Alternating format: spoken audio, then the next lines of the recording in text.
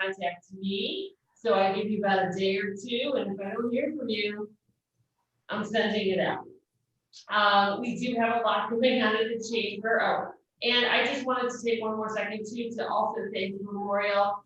They provide us with so much. They do so much in the community. I can't wait till we get back out there, because they do have a new facility in Wellington that we were supposed to see last year. So hopefully some point, maybe towards the end of this year, we'll get to go. I mean, anybody who's ever dealt with Memorial knows that not only do they have amazing doctors, which we were fortunate enough to hear from last month, I think, or the month before, that we're so lucky to live in a community that has such amazing doctors, but we're so lucky to have a partner like Memorial, because not only do they have those doctors, but they really get out into the community and really, really care about the community as a whole. So I just wanted to mention that.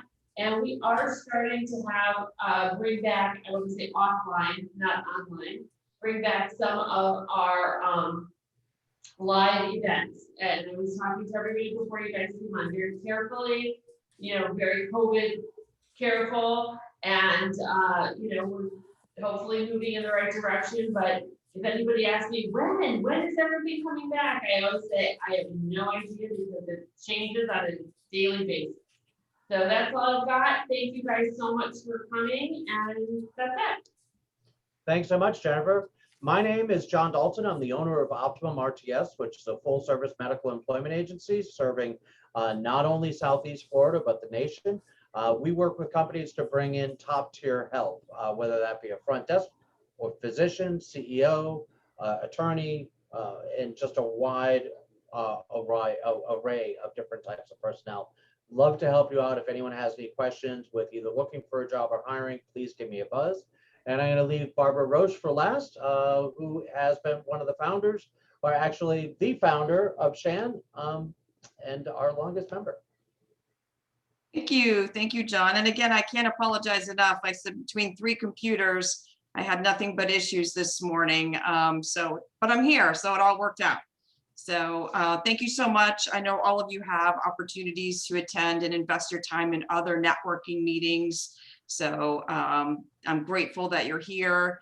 And again, like Jennifer just said, I'm looking forward to when we are all able to actually meet in person like we used to. And for us, it's going to depend upon some of our meeting locations, which predominantly have been assisted living facilities and skilled nursing facilities. So it's really going to depend on a lot of those folks when they let us in the building. So I am Barbara, and I am with TrustBridge as well, one of the founders of SHAN. I'm so excited to see so many of my TrustBridge colleagues. They've said it very well. So we serve Palm Beach and Broward for people who are taking the next steps towards the rest of their life, not the end of their life, right? And we provide the best care that people never really wanted, but once I've been doing this job for a long time, and it's always so great to hear the feedback is, wow, I never knew how great it would be. I wish we'd have done it sooner. It's such a relief for the spouse and the family. So today our speaker is Sharon Daniel, and Sharon Daniel is the founder of Info Express, which is virtual business consultants. She takes pride in providing Excel and PowerPoint services to business people who are concerned they are not using the products effectively and are frustrated about spending so much time figuring out formulas and presentation development.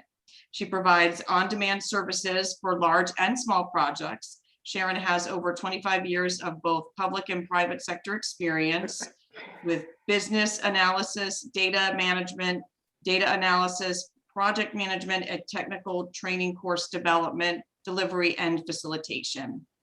She has a master's degree in business administration from Florida Atlantic University, go Owls. And she's an adjunct professor for FAU for 8 years, teaching management information systems analysis design classes. She offers free consults to review your business needs. And I know she's going to provide us with the information. So I'm going to turn it over to Sharon. We're grateful that you're here and part of our journey today. So thank you so much. And I'll turn it over to you. Thank you, Barbara. I really appreciate the opportunity to be with your group this morning and present some ideas on how to create dynamic PowerPoint presentations. How do I go about sharing the screen so that I can start my PowerPoint presentation? You share the screen because I made you a co-host. Did you accept? And on the bottom of the screen, right in the center, you should see a green button that says share screen. There you go. Great. Okay, good. Presentation mode, I believe. Yep. Okay, we're good. Yay, very easy. Love technology. So again, as I mentioned, the purpose of this workshop this morning is to really give you some ideas on how to create a dynamic PowerPoint presentation. And based on what I've heard, it sounds like many of you are interested in learning how to do that. So that's the purpose of the workshop, is being able to create dynamic presentations, and the purpose to be informing and persuading. So I believe that by the end of this workshop, you'll be able to describe the planning process. I think sometimes we just kind of jump into PowerPoint and then we kind of get frustrated because we're not kind of sure where we're going. So if you understand the planning process and design elements, I think that will help you being able to create a dynamic presentation. Then I'm going to explain how to use the design elements I'm going to cover in creating the PowerPoint. So some of this might seem technical, however, PowerPoint is a technical tool. And so if you have questions, I'll take some of the questions as we go. I don't want you to get lost as we're going. And I'm going to be explaining these design elements. At the end, during a Q&A, depending on our time, I can actually then get into PowerPoint to show you how to do these things versus just explaining them. And then finally, I'm going to discuss how you can have a smooth delivery. So, if you put together a dynamic presentation, you don't want it to fail as you're going into the presentation. So we'll talk about some ideas that you can have a smooth delivery of your presentation. So the goal then is to create a PowerPoint, a presentation that everyone will remember. I have to say that I've been through many presentations that basically have put me to sleep. So again, the goal is something that someone will remember, not death by PowerPoint. And again, I'm sure we've all experienced presentations that we wish we could, probably leave. But anyway, so that's the goal, helping you have a presentation that's memorable. So I've divided this into 3 parts. Part 1 is the tools and techniques to use when planning the presentation. Like I said, that you need to be able to plan the presentation before you jump into it. And I think that's where a lot of us get caught up, is that we jump into PowerPoint without understanding the planning process, tools and techniques to do that. So I like to hike. I'm not sure if anyone else does, but when I go out on the trails around here, there's always these markers that let you know if you're on the trail or not. And a lot of people tend to think of PowerPoint as the presentation. And really, it's the same purpose as a marker that's on a path when you're hiking. It really is to give, it's an aid, it's keeping you on track. You're the presenter, and the PowerPoint presentation is designed to really guide your thinking. You're not going to be reading your PowerPoint. You want to have the information to be cues to help you remember what it is that you want to inform and persuade people about. So I like this quote: luck is what happens when preparation meets opportunity. And if you're going to have an engaging PowerPoint, you really have to have some forethought. Again, I'm just stressing the whole planning at this point, because I think many of us jump into a presentation without really thinking through, what is the purpose of this presentation? What are the takeaways that I want them to remember? Now then, when I talk about the design elements when creating a PowerPoint presentation, I have this list of design. I consider them design elements. You could consider them tools, but they're considerations that we should go through. And so I'm going to go through them. And as I said, as we go through them, if you have questions, feel free to, I guess, raise a hand or ask. I think they'll go quickly. It looks like it might be overwhelming to see a list of these tools. However, we'll get through them pretty quickly and then get on to the process of creating the PowerPoint itself. So keep your audience in mind when you plan a presentation. When I was thinking about putting this presentation together, I got in touch with the Boca Chamber to understand the audience. So I feel that I had kind of good understanding of who you are. And then if you're thinking about your audience, what is it that they want to know? Informed, entertained, inspired, or persuaded? So from what I heard this morning, it seems like everyone is really interested in being informed on how to create a more dynamic and interesting presentation. So that's the basis of my presentation, is informing you on ways to do that. Will your audience be familiar with the topic? I believe everyone has probably sat through a PowerPoint presentation. Probably many of you have created your own presentation, so I feel that you are familiar. However, I could be wrong on that. Is there anyone else that would have a need to understand what PowerPoint is? Anyone? Then I'm assuming that you're all familiar with PowerPoint and creating presentations. What you already know. At this point, I'm not really sure what you all know, but I believe that whether you're a novice or whether you're proficient, I will share ideas that will help you to create more dynamic presentations. There's so many features and functions within PowerPoint that you may not be aware of. And I was working with one of my friends, and she didn't know about one of these features, and she's been using PowerPoint as long as I have. So it's just a matter, there's so many things you can know, and then you need someone to point out new ones. So I've got quite a bit of new information I can teach them, again, on these various features that can make your presentations more interesting. So your expectations for my presentation? Well, I'm sure you're expecting that I'm going to give you some useful tips and tricks to create this better presentation, to take your presentations to the next level. And what's going to be interesting to them? Well, I think the ideas I have in terms of ways to make it more interesting and dynamic is going to really be of interest to you. Instead of just looking at a presentation and just throwing your bullet points and going forward with that, you're going to see that I use a more visual way to do presentations. And I think that will be interesting to you, because you might not have considered that you want to really replace text with graphics to really convey your message. And what will keep you focused and engaged? I believe that the ideas I'm presenting will keep you focused. Again, I believe there's going to be new information that you'll think, wow, I wish I'd known that before. So now, if you notice at the bottom of my screen, I've got this back arrow. And that's one of the features I'm going to explain to you. It's something called hyperlinking. I'm going to go back so you'll see what it does. So it takes me back to my list.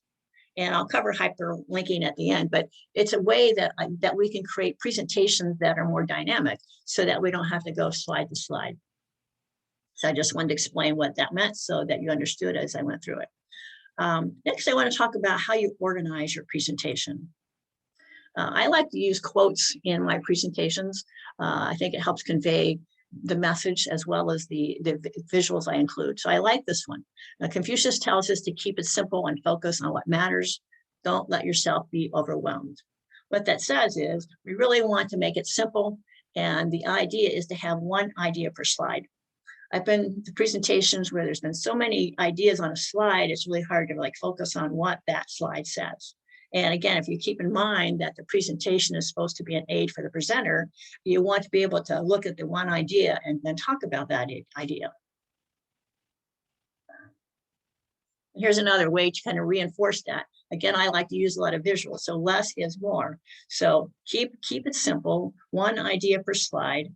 And again, keep in mind that it's for you as a presenter, not that you want them to read a lot of information. So that means that you have to really have prepared in advance. You have to know your material. You don't want it to be showing on the screen for them to read.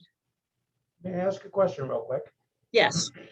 When you're talking about one idea per slide, what are your thoughts about float in and float out, where each new idea will come up if you're using like an outline form on a slide? I know you're thinking about using the animation to enter and exit, but what happens when you print these slides, you're going to see all the content on that slide. So it makes sense to keep your, again, go back to the idea, one idea per slide. That's my preference. And the research I've done, they all say that you want one idea per slide, so that, again, because you're using it as a tracking tool for you. I sometimes find the entrance and exit animations can be a little bit distracting, but again, it's personal preference. So if that's something that you prefer, then that's good. It's just a matter of knowing what works for you And for me, what works for me is having one idea per slide.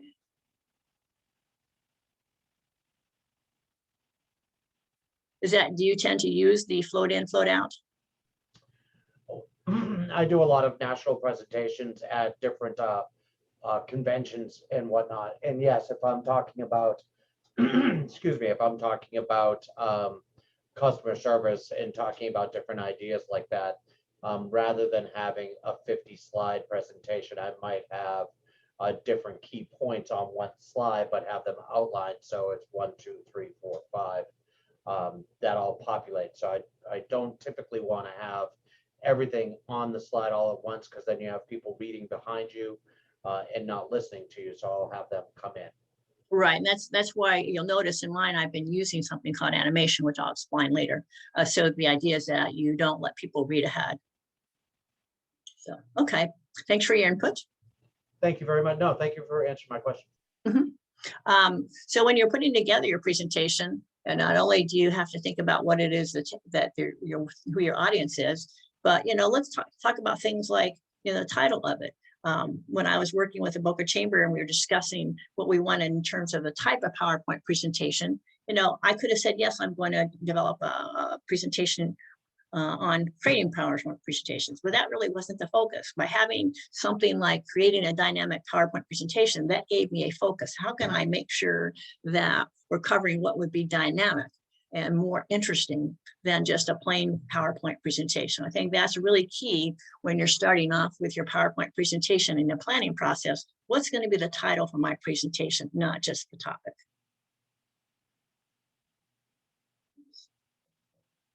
Oops. Okay.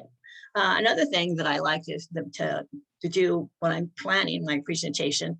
It begins with this concept, begin with the end in mind. That was a quote I'm sure most of you have heard by Stephen Covey. And the idea is that we want to think about what are the main takeaways for this. So, I have a list of takeaways that I came up with for this presentation. So when I knew in advance what my takeaways were, then I could work backwards. So in my case, I said, let's plan all the elements of the presentation, using these techniques to develop it, and then planning for the smooth delivery. So in my case, these were the 3 main takeaways. And then from that, I was able to develop my structure of my presentation. And when you talk about having a structure, it's suggested that you have really three parts to it: the introduction, body, and conclusion. So when you think about the introduction, what would that be? Well, that would be things like the goals and objectives. Then in the body, we have the content, whatever the facts are, and then you sum up with the takeaways. And anyone that's been in sales knows there's this concept: tell them what you're going to tell them, and then tell them what you've told them. So that's kind of the concept, is to be able to introduce your presentation, have the information in it, and then conclude with the key takeaways. So it's very simple structure. And again, if you have this kind of structure in mind, it helps you when you're planning the presentation. What are my goals going to be? What are my objectives? What do I want to include in terms of content to really fulfill these goals and objectives? And again, sum up with the takeaways you've already developed. Another thing that I think is important is presentation look and feel, choosing a style that works for you. And what I mean by that is I happen to like a colorful background, but nothing too distracting. And when it comes to presentations, you want something that's going to make your presentations look more professional. And the way that you can do that is by using PowerPoint's pre-designed templates and design themes. What these are 2 ways for you to take advantage of presentations that have been pre-designed in terms of the look and feel. I'm going to show you each of them, and then I'm going to ask you what you think is your preference. So in my case, if I want to know what a template looks like, if you go to create a new PowerPoint and you click on new, it's going to give you some options whether or not you want a blank presentation, or whether you'd like to use one of the existing templates. And a template gives you already things that are built to look and feel. And if you're not familiar with templates, what that says is, if I selected the hexagon presentation dark as a template, then what happens is it then shows me the slide format that I'm going to get for my presentation. So you can see it looks very professional. There's various templates that you can pick from. They're easy to use. And I do believe that they do give your presentation a more professional look and feel. On the other hand, we have something called design themes. In this case, when you start a new presentation, you'd click on the blank presentation. And you think, well, okay, that brings me blank with nothing. But really, the thing that I like about this approach is that when you go to the design tab, you can pick from a number of themes. As a matter of fact, my presentation is based on one of the themes. And the reason I like to use these themes is because it gives me the option to change the coloring.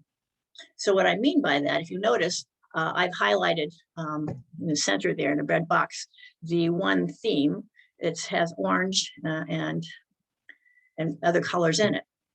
But if I really like the layout of that, I have the ability then to go into we have the option to use a variation. So I'm going to expand on that on the next slide. So what that says is, if I have a design theme and I pick one I like, but I'm not really satisfied with the coloring of it, well, then I can go select different colors for it, different fonts, different effects. It's just that I've picked the theme that I like. And now then I can be having some control over the coloring, be a little more, more artsy, more control. When you go with a template, it's fairly well set in terms of what the colors are going to be like. So I guess I have a question for those that have used the themes or templates. Which do you prefer? This is a chance for a few people to respond. Anyone? Hi, it's Barbara Roche. I don't have a specific template that I like, but I do love that you're using a dark background with white writing instead of a white background with dark writing, because it's just softer on the eyes as you're looking at something, especially on your screen. So I appreciate that. Thank you. Anyone else have any feedback on this concept of templates versus themes? Perhaps it's new to you. You've probably maybe gone and created a new PowerPoint and didn't realize that you had these options available. Well, that's exactly what I was going to say. Is I have a PowerPoint presentation that I give. I never really even explored the themes or the templates. I just created from a white blank slide and just kept going. Yes, so I like this. This is very good. Yes, well, you could actually now go into your presentation that's with a white background, and you can go to the design tab and pick one of the designs, and it will convert it for you. So I think you'd find that really interesting to do that. I've also used the logo of my company on each slide. Right, right, and that's something I can mention when we get to something called the Slide Masters. It's Sharon. Yes. This is Lynn. I wanted to just ask this question since someone actually highlighted the fact that you have the white print on the colored background. Someone had once told me that if you do slides on a white background, you are more likely to lose the attention of the people watching the presentation. And so I've changed to a soft colored background. Is there any truth to that? I would tend to believe that's true. I haven't seen any specific studies on that, but when you look at the templates, if you look at the design themes, you'll see that they all have color and ways to really engage and interest the person. And I think it's a good point is that, if you just have a plain white background, it comes across as boring and people lose interest in it. Whereas in this case, I'm not saying that, again, this is one of the design themes. I didn't create this. I just selected it for my theme. But yeah, it's just a matter of, making sure that your presentation is going to be interesting and draw their attention. And again, my experience is white backgrounds are somewhat boring. So why not take advantage of, color and enhance them? I thank you for that. I think in highlighting the difference between template and design themes, a couple of times I've picked a template, but sometimes I'll just delete a text box or a picture box that's there to just keep it consistent and just put my own information in there. And so that's a way to be more creative, correct? Right, it Okay, is. It is. thank Yep, you. absolutely. I appreciate your input. Another way that you can make your presentations more interesting and dynamic is to use graphics in place of words. We can all read, but I think, again, if you keep in mind that the presentation is really an aid for the presenter, the pictures give you cues as to what you want to talk about. So you don't want people really just reading your content. You really want to have a cue for you so you can explain what the concept is. And you'll find in my presentation, I use a lot of graphics, and there's been research that talks about that, if you use visual images, it really helps convey the message in a stronger way than really just having them read the information. You can find graphics in any place. I've included pictures that I've taken, online pictures, screenshots, photo albums, any place you can get a picture, it's great to include them. And you might say, well, how easy is it to use them? Well, very easy. If you go to the insert tab, you'll notice there's a box there for pictures, and you can say you want to select from your device. I mean, you might have your own pictures there, online pictures. The picture you're seeing right now is a screenshot that I did, so you can do that as well. And when you have your images, you should really relate the information to the text. So if we're talking about money, we have options to bring in different kind of pictures having to do with money. Someone going to make a comment? Sharon, I was just going to say too, this is Becky Dieter, that going along with what you said with the pictures and reading the content is that sometimes it's on the presenter too, that you have a presenter that just reads exactly what's on the slides. Correct. And then doesn't add and doesn't add anything, and it's words, and they're just reading from the words, and you lose your folks that way too. Right, that's what I call death by PowerPoint. when that's all you go, and that's all we do is read what's on the slide.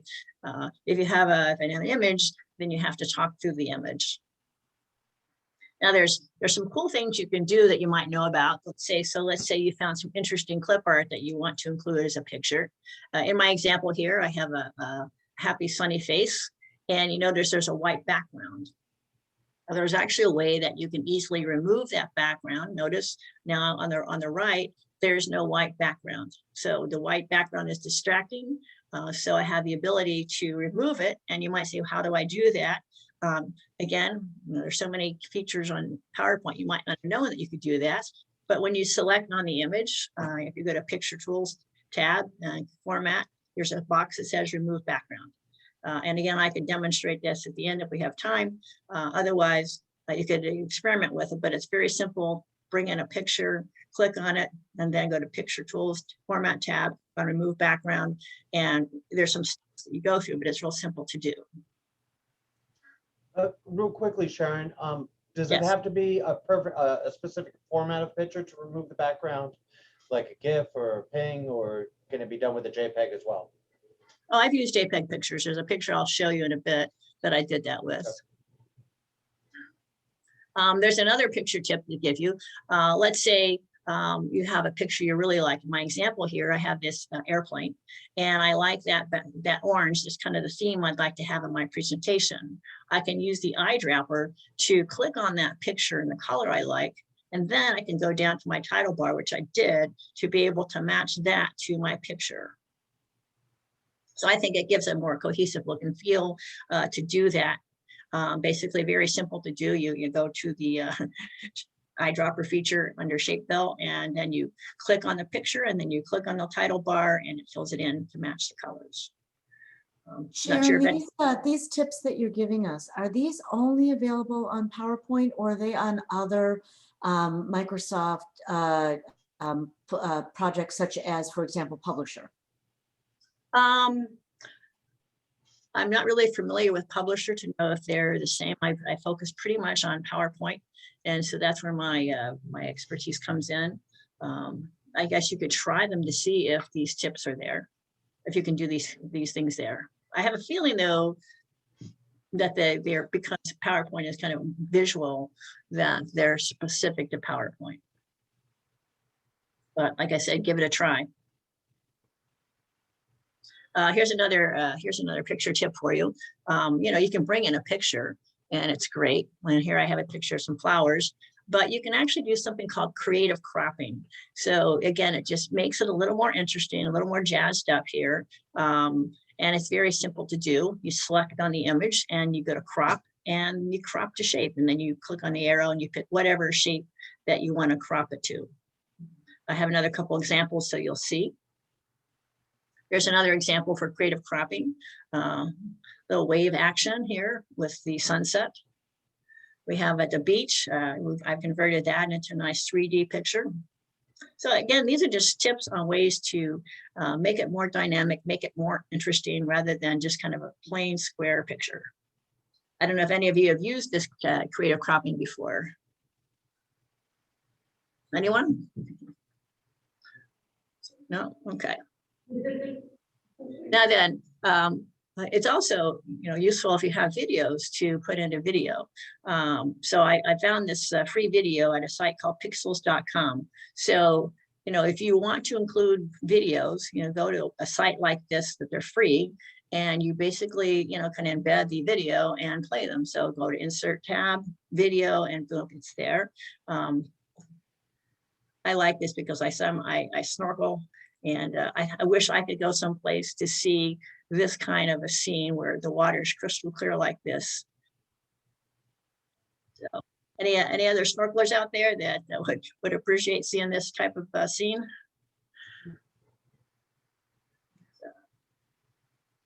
I don't snorkel, but I still appreciate it.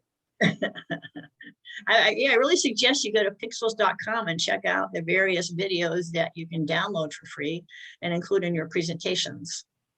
I appreciate that tip. I have a quick question. How did you say you removed the white background from, or the background from when you posted the sun? That is I'll go back to that slide real quick for you. That one. Yeah. How did you take that white out? Yeah, so as I said, I clicked on the picture, and then I went to the Picture Tools tab, and then I clicked on Format. And when I clicked on the Format tab, there's an option that says Remove Background. There's a couple steps in there, and I can show you when we get to Q&A how I actually do that, but it's pretty simple to do. Okay, perfect. Thank you. So as I was saying, we can include presentation videos. Now then, you might not know that within PowerPoint, you can actually create your own videos. So I'm going to show you the video that I created.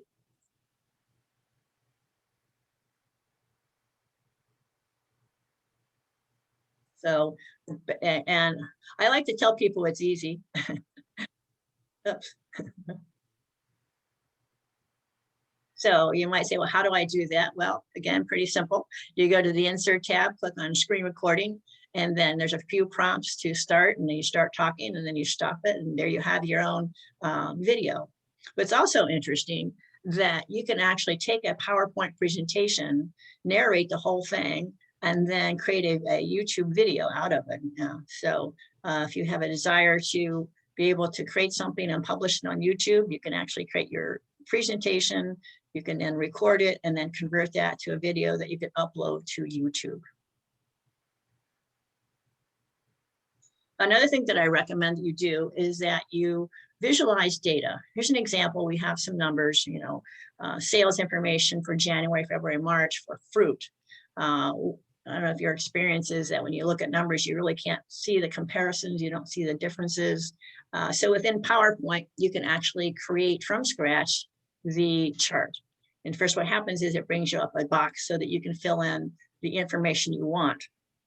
And then from there, you can create, it will create the PowerPoint, it will create the chart within PowerPoint. What I find interesting that you can do within PowerPoint, I can actually bring in this data month by month. So if you're analyzing data and you're given a presentation, so for example, John, you're given a presentation and you have some sales information or other type of data, and you want to be able to look at it, like in my case, month by month, I've created this data within PowerPoint and then converted it into this chart so that I have the ability, let's talk about sales for January. Then I'm going to bring in sales for February, and finally I'll bring in sales for March. Standard feature that you can do. It's easy to do. There's a capability to bring animation, to bring in by series. Now, for those that don't really want to create a new chart within PowerPoint, you certainly can bring in a chart from Excel. And there's two ways to do that. I can copy paste a chart from Excel. And when I do that, that's all that it's ever going to be. If I update the information in Excel, it's not going to get updated in PowerPoint. And that might be fine for some situations, but I think it's better to try to do the next approach, which is to embed a chart from Excel. So in this case, if I update data in Excel and save it, then I come and open my PowerPoint slide. Because it's going to be linked, it's going to be updated in the PowerPoint slide. And if you look at where I've circled VA for Virginia, and I go back to the prior slide, this is the same chart from Excel. And when I embedded it, I went and made some changes in Excel and saved it. And then I brought the chart in, and it shows that it was updated after I made that change. So how do I do that? Well, instead of basically copy pasting, I'm going to paste it with linking capability. The next thing to think about when you're planning your presentation is the font style. Some people want something that's pretty, but what we need to make sure we do is have consistent fonts that are easy to read. And you might say, what do I mean by that? Here's an example of two letters. We have the S on the left, which is simple and plain, easy to read.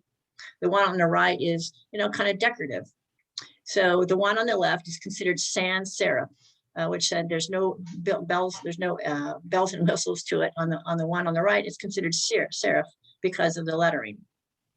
So if you look at my presentation throughout, I've used a very easy to read font because otherwise it's distracting and hard for the audience to read. Now I have some examples here. So the PowerPoint presentation in yellow is Calibri. And you notice it's very easy to read. The two fonts I've highlighted in red, I would not recommend. Forte is hard to read, it's too decorative. The freestyle script is hard to read. So again, think about that when you're planning your presentation. What font do I want to use? What will be easiest for the audience to really read? When I plan my presentations, I always think about and plan for the worst eyes in the room. Oh, good point.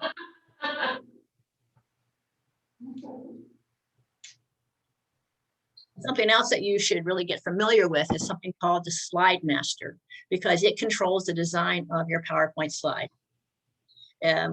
What it does is it lets you define your font type, the size, colors for the bullet points, select the type of bullets to use.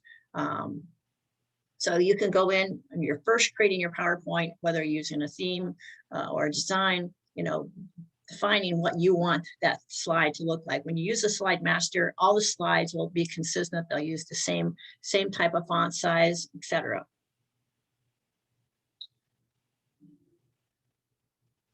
So how do you get to it? Well, if you go to View tab and Slide Master and click it, and then you'll be presented with different types of slides and formats that you could select and then make those changes to your font type and size, the colors. I like to go in myself and change the colors for the bullet point levels because I don't like the way that they typically have them. So I'll go in and make it what I want it to be. Another thing that you need to do once you've got your presentation defined and started is you need to add slides. And you say, well, how do I add slides? Well, there's some things called slide layouts. And so what you do is you'll pick what kind of slide do I want? Do I want a title with content? Do I want a blank slide?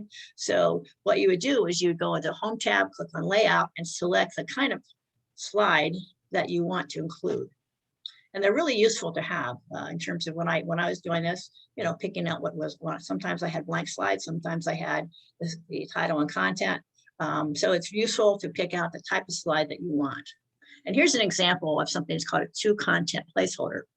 What that says, I can have kind of content side by side, whether the content is text, whether it's a chart, whether it's a table, I have the ability to have them side by side instead of just one content box on the slide along with the title. And when you look at these pictures, you'll notice within the placeholders, there's icons. There's an icon for tables, there's a chart. So this is where once you've selected the type of slide you want, then you can click on the icon. So if I wanted to create a chart, I'd do that. If I wanted to create a table, I would do that. An example I have here is, let's say I did want to create a table when I'm in the placeholder. All I do is click on it and I'm prompted to enter the number of rows and columns. And now I have a table, and from there, I can put whatever data I want into that table.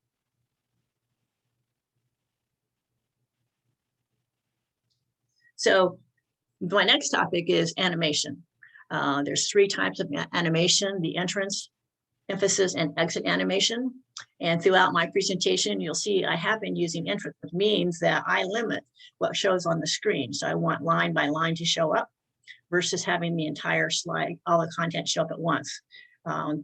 What this does, it basically brings the slides points on one at a time, and it keeps you from reading the entire slide. So again, if we think about that the presentation is really an aid to keep you on track, you don't want people reading ahead. You want to be the one in control of the conversation. And I think if you put everything on the slide at once, you lose them because they read ahead and they're not paying attention to you. So if you use the entrance animation, you'll bring in information with one at a time. I think it's important to stay consistent. I only use the appear entrance. You'll notice there's all kind of options. You can be kind of fun, have fun with them. But I think sometimes if you try to do too many crazy things, it distracts from really what you're doing. So I guess I would say experiment, with the types of entrance options you have, and then see what you think would be best for your audience, that you won't lose them, that won't distract them. How about you, John? You use animation, right? Yeah, I'll use animation. I might use a fly-in. It sort of depends on what I am trying to convey with that specific line, but I would keep it consistent on everything with maybe one outlier. So if we're talking about customer service and the cost on the financial cost to an office, I might talk about patient loss or this or that, and then end with, if we don't provide customer service, and I'm sort of making this up, we don't pay good customer service, we're not going to have our revenue, and then our checks might bounce, and use that bounce animation on that. Oh, yes, that's an idea. That's another way to kind of get your message across, is using that type of animation. You'll notice I'm not going to talk about something called slide transitions. Basically, that means that what direction are the slides coming in. I find that transitions can be distracting. You might say, okay, what that says is, okay, how do I want the content to come up, down, left, or right? But you'll notice I'm not going to discuss transitions because I don't use it myself. Do you use transitions, John? Not necessarily, no. Okay. Simple is best. Yeah. So when you actually use animation in your slides, if you look at it, you'll see some numbers like that in a circle. So in my case, I was just on the slide for use animation. The first thing that's going to appear is the items with the 1. And then once I click on my mouse, then the second one will appear. So you might say, well, when I do animation, how will I know? And this is how you'll know that what item is going to show up. So I'll go back to that slide. So this slide says, okay, I don't want any animation. I'm just going to have the first line of text show up. And then when I click my mouse, I bring in the next information that I want to show up. And then the third mouse click is when I bring in the image that I want to show.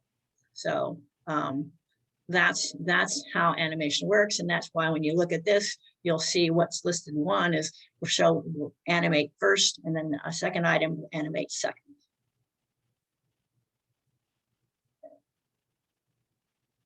Another thing that you can do to make your presentations more interesting and dynamic are to use SMARTART timelines. So if you notice here, I have some bullet points, step 1, 2, 3, 4.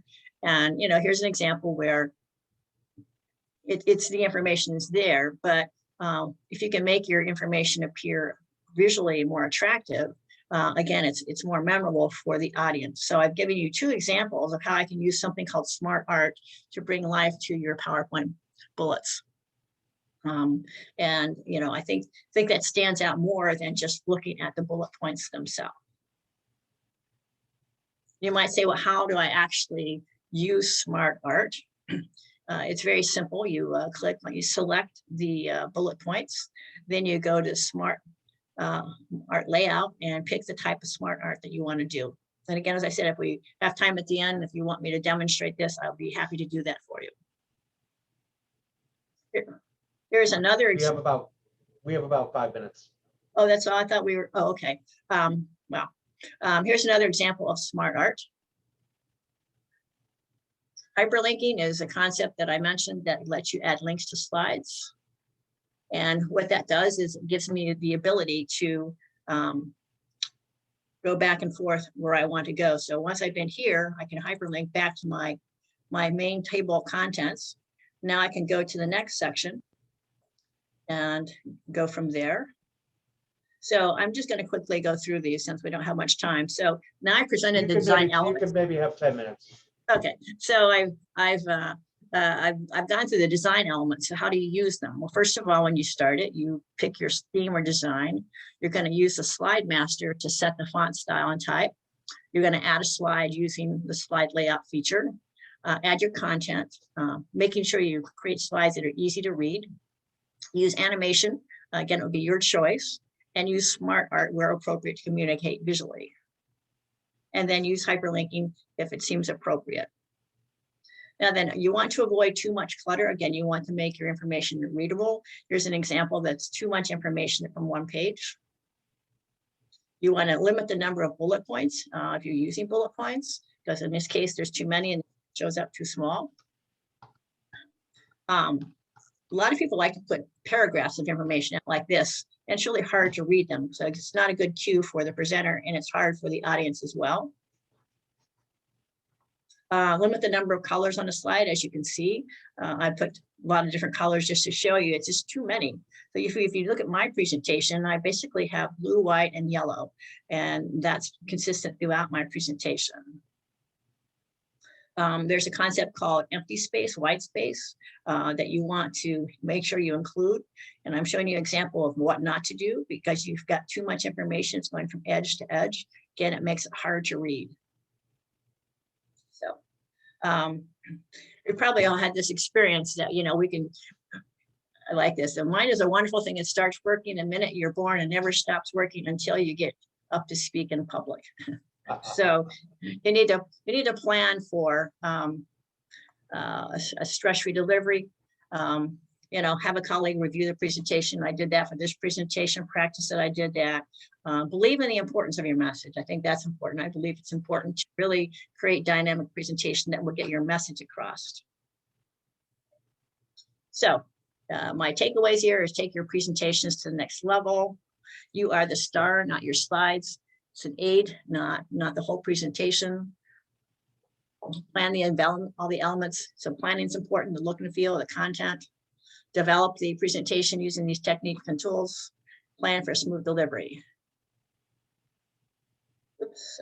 So when I think about a dynamic presentation, these are the elements I think go into that. And that's really the summary of, you know, how do I create a dynamic presentation? I take advantage of all these elements and techniques and tools to do that. Are there any questions? Just a comment, Sharon, this is great. And being consistent with all your branding, you know, you want to be able to match the colors and the fonts and, you know, keep it consistent. So that's great. You have great tips. Thank you. Thank you, Roz. Sharon, would you mind sharing this back with Jennifer so we can put it out to our whole group and be able to revisit this presentation in the future? I missed the first part of your question. Would you mind sharing this presentation with Jennifer at the chamber so she can share it with all of us? It's excellent information. I know it's excellent information. However, I put a lot of time and effort into it. I really am not as interested. I would be willing to give the presentation again, but not really to share that, not really ready to share and give away this presentation. Okay, thank you very much. Anyone else? Can you just go back and tell us how to do that, remove the white around the sun? I'm trying to do it on my PowerPoint and I can't get it. Okay, hang on, let me find a picture. I'll find the sun again. Can I just say really quickly, John and Barbara and I talked about this a long time. This is a much different kind of presentation than what we've had currently, but we kind of put our heads together and figured that everybody's watching a lot of PowerPoints, everybody's doing a lot of PowerPoints right now, especially with everybody, visiting elderly people or working in home care or whatever. You don't, this is going to be in our life for a long time. So we did put our heads together and try to think of something that would help people, going forward. So I just want to say, I hope that it seems like everybody found this helpful. So I'm really glad. So I brought in a picture and I want to get rid of that white background. I clicked on the picture tool tab, and I can then go to click on remove background. So what it does when I clicked on move your background, it selected what thought should be included. And then there's parts though that I have to go in to keep. You'll notice there's some of the little arms of it that are purple. So what I'm going to do is I'm going to go to, I'm not sure if you can see my slide or not. Can you see it? Yes. Okay. We can. So if I click on mark areas to keep, I want to make sure I keep all this area. I can come over here and make sure this all shows up.